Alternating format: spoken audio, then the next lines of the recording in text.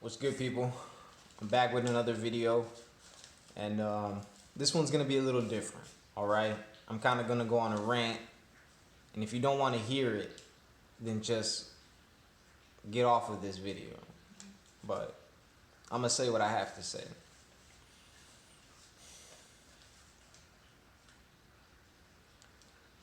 You shouldn't rely on the SBA. The SBA, Congress, the banks. Since this started, there's been a lot of misinformation that's been going on out there. And it angers me.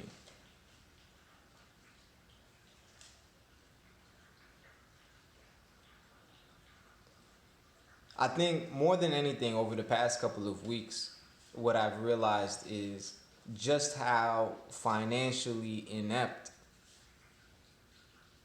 so many people are. And to be completely honest with you, I know most people suck.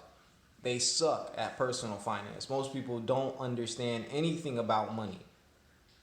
But I had a little glimmer of hope that business owners, at the very least, would have some sort of knowledge or understanding of finance, but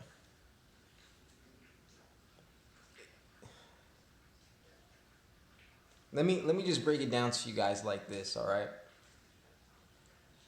The $10,000 grants, right? The $10,000 grants. There was never a $10,000 grant. Okay? $10,000 grant is news media, Instagram, YouTube, financial gurus. There was never a $10,000 grant.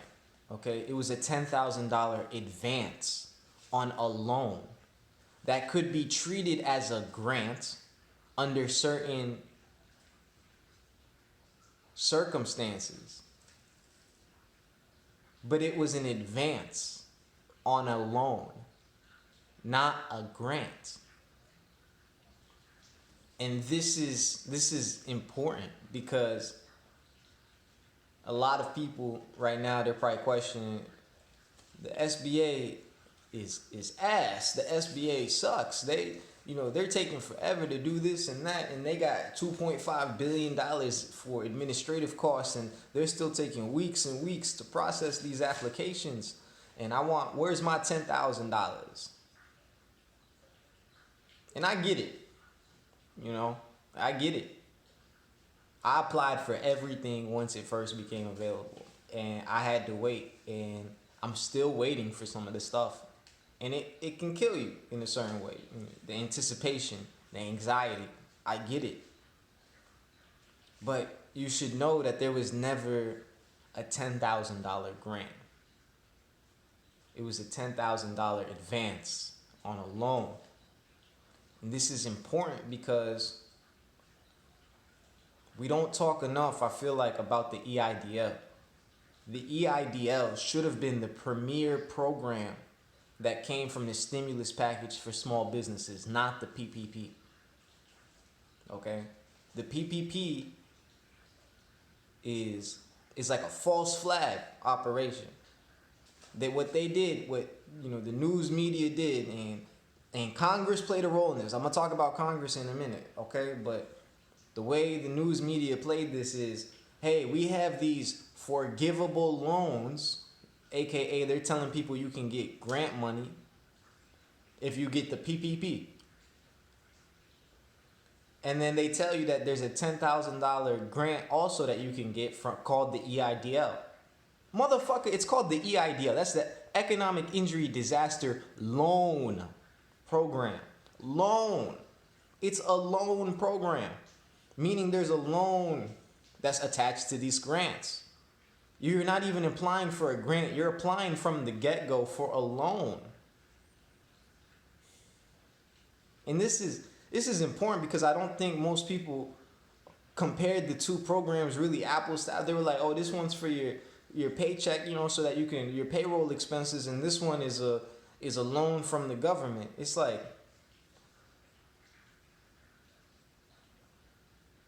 a lot of people, not me, but a lot of people, they drank the Kool-Aid. They fell into the forgivable loan things. And Congress, the way that they allocated funding in the stimulus bills, propped up things like the PPP, when the PPP has a lot of downfalls. A lot of, in my opinion, 40, 50, whatever, 50 maybe percent of businesses, based off of their structure, they're not gonna benefit from getting a PPP loan necessarily. And any business that gets a PPP loan, I would say 90% of businesses that got a PPP loan, you would have been better served getting an EIDL for the same amount of money. Reason being, they push that forgivable aspect of the PPP. Now, yes, that is true. If you use the funds to cover payroll, mortgage insurance, rent, utilities, you can have your loan forgiven and it converts into a grant. That is true.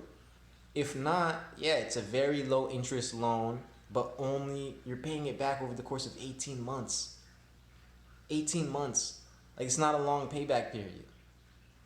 So your monthly payments, in case something happens and you're not able to pay it back in full, your monthly payments are going to screw you over as a company. And that's why they're heavily incentivizing people to use these costs towards payroll. Well, what effect does that have on the unemployment numbers, for instance? As I've said multiple times, PPP suppresses unemployment numbers. A lot of people, they don't look into the details of PPP and think about ramifications of this and the EI. They don't got time for that shit. That's why they watch my videos. That's why they watch other people's videos. Because we like to go into the numbers and stuff. But most people just see headline. Oh, headline, this many million people, file for unemployment. It's devastating to people's morale. Consumer confidence is shot. So we have this program called PPP, which tries to incentivize employers to keep their employees on the payroll. So we're basically paying unemployment benefits through payroll rather than through the state. And if that's what it is, that's cool. But we need to call it what it is in most cases. A lot of businesses, and especially business owners, they're ashamed to say that their employees make more money on unemployment than they will working for them. So why, if I get a PPP, would they come back to work for me? They're not going to until their unemployment runs out. I think I saw a statistic, it was like 40% or so of workers in America, if they were to hop on unemployment right now, they'd get a raise. And let me go back to the EIDL, the financial ineptitude. I'm about to use big words, whatever.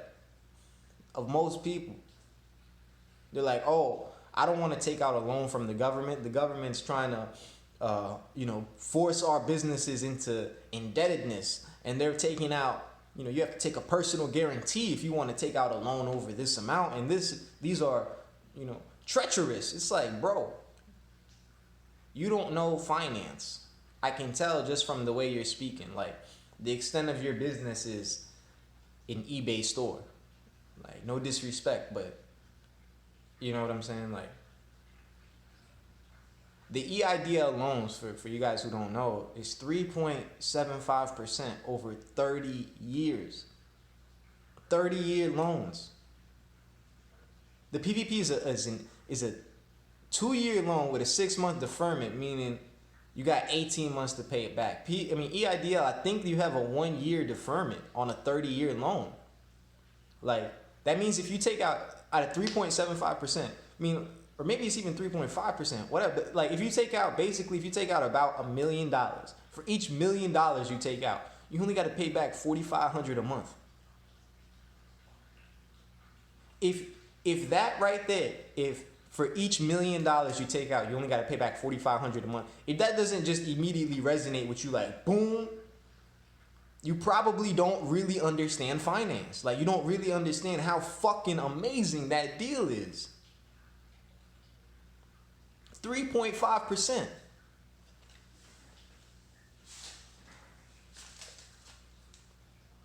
All you have to do, right, to give you guys some perspective, like, if you took out a loan for $1 million at 3.5%, you find somewhere to park that money that returns to you more than 3.5%.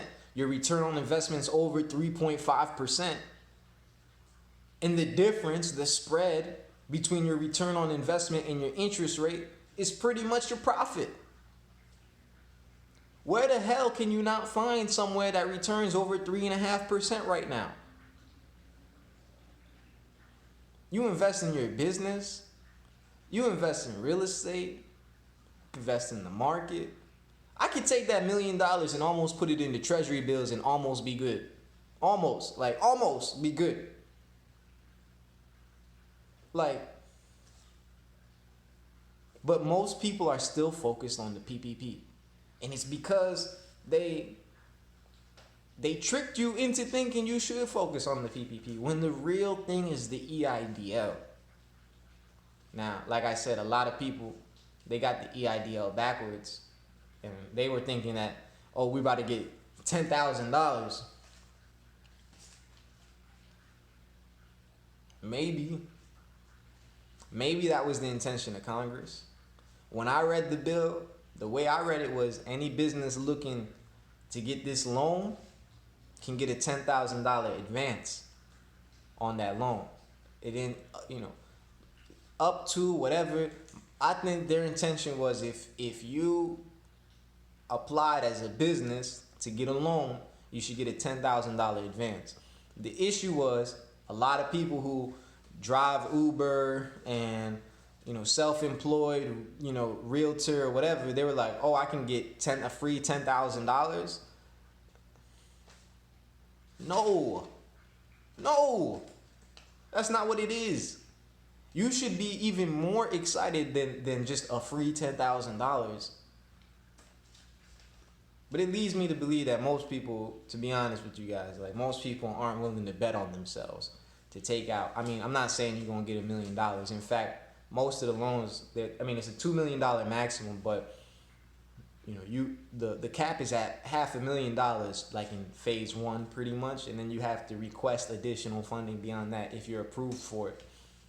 So for me, I was just like, how can people not see that you're missing the real money? Who cares about $10,000 when you can get a $500,000 loan at 3.5%? I don't, any day of the week, you give me, I'm serious. You tell me I could take out a $500,000 right now at 3.5%. I'll take it out today. I'll take it out tomorrow, the next day. I'll take out that loan every single day. I'll take it out. And I'll spend my whole day just parking it somewhere. That's cool with me. You're basically giving me money. But people looking past that, I don't want a loan. I just want my free $10,000. That's what the dudes on YouTube and CNN and Instagram or wherever else bullshit, whatever told me.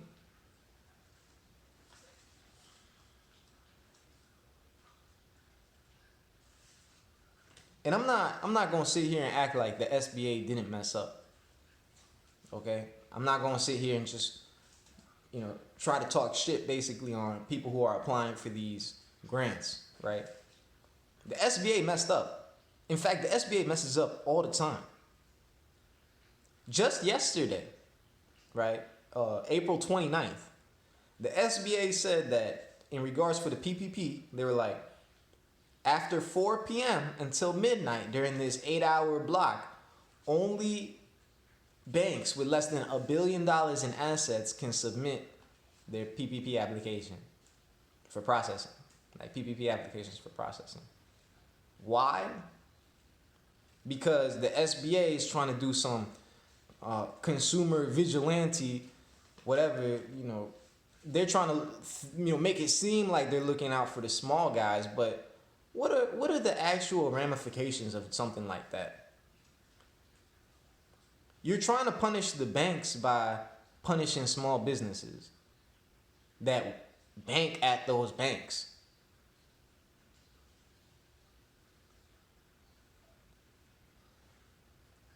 Big businesses, just to make it real simple. If you have a big business and you bank at a big bank, you were cool in round one. If you had a big business and you banked at a small bank, which is almost unheard of, you probably were still cool in round one because you're a big business, right? If you were a small business at a small bank in round one, you might have gone through. And if you're a small business at a big bank, the majority of fucking small businesses, you probably didn't go through. And that's why there was a big uproar. So now to punish the banks, they're going to say, oh, we're going to focus on the smaller lenders. It's like, motherfuckers, like, they don't bank there. Like, now all these people are going and having to apply through these smaller credit unions and lenders because the big banks are being capped. And that's not the only cap that the SBA's placed. SBA also capped it at 350 applications that you can submit, that like a lender or a bank can submit per bank, per hour. So each bank, Bank of America, Chase Bank, Wells Fargo, they can submit 350 PPP applications per hour. Even though they have tens of thousands, if not hundreds of thousands in back processing. Like they had their thing ready to just go and upload it on the SBA website. SBA was like, whoa, pause, bruh. You can only upload 350 of these at a time. Why? To try to give some sort of priority to the small banks. But what actual result? What are the externalities of this? What are the ramifications of this actually? Most small businesses get screwed, not the banks. If you really were trying to get at the banks, you should have just given them a flat fee for each joint that they process, for each PPP that they process. But instead you wanted to give them commission, give them a percentage. Oh, we're smart though, we'll give them a declining percentage. It's all, I promise you guys, it's all PR, okay? Congress, members of Congress, the Senate, and I believe also the House of Representatives, they've sent multiple letters to the SBA. Multiple letters telling them, hey, you got to do it like we said. We said give them $10,000, give them $10,000. We didn't tell you do it $1,000 per employee. But it's PR, guys. Because you work in motherfucking Congress. You're the one who wrote the bill. You passed another stimulus bill in between. You might have even passed 2 stimulus bills already in between. Like you could have easily just added an amendment striking out the up to $10,000 and it just be a $10,000 grant or advance. Whatever the hell you wanted it to be. But instead they write letters to the SBA with recommendations that they do stuff and then have misinformation in their letters. There's a letter. I'm going to put it in the description box down below. There's a letter signed by members of Congress who think that the maximum loan amount, the EIDL, from the EIDL, that the SBA is giving out is $15,000. This proves to you they don't know what the fuck is happening. They have no idea.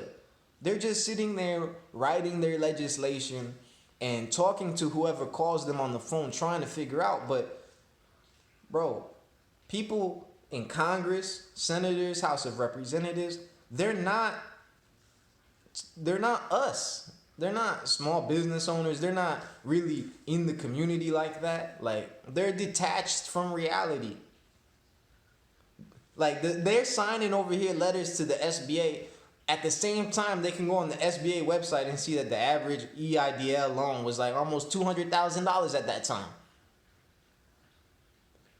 Where are they getting this $15,000 from? Oh, because a couple people called them and said, hey, the SBA is only allowing me to get a loan for up to $15,000. So then they write this letter.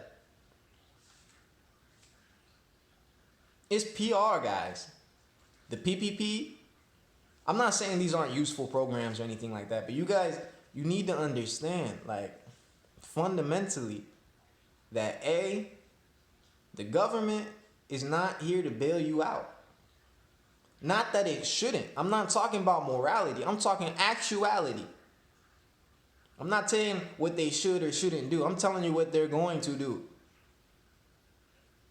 They're not here to bail you out. Most of you guys started small businesses because you're hustlers. Because you didn't want to work in corporate America. So keep that same energy. Stop looking out for the handout. Hopefully it comes. But at that point, it's a handoff, not a handout. And because we already running. And you handing me the ball. And I'm going to keep running. That's the way I'm approaching it. Because none of the things that you're reading in the headlines is true. You guys got to dig deeper into it, man. You guys got to dig deeper into it. That $300 and some billion for the PPP, that should have all went to the EIDL, in my opinion. I could talk about this honestly, guys, for hours. But I'm going to hold off. I hope you guys enjoyed the video. Please like, comment, and subscribe. One love. I'm out.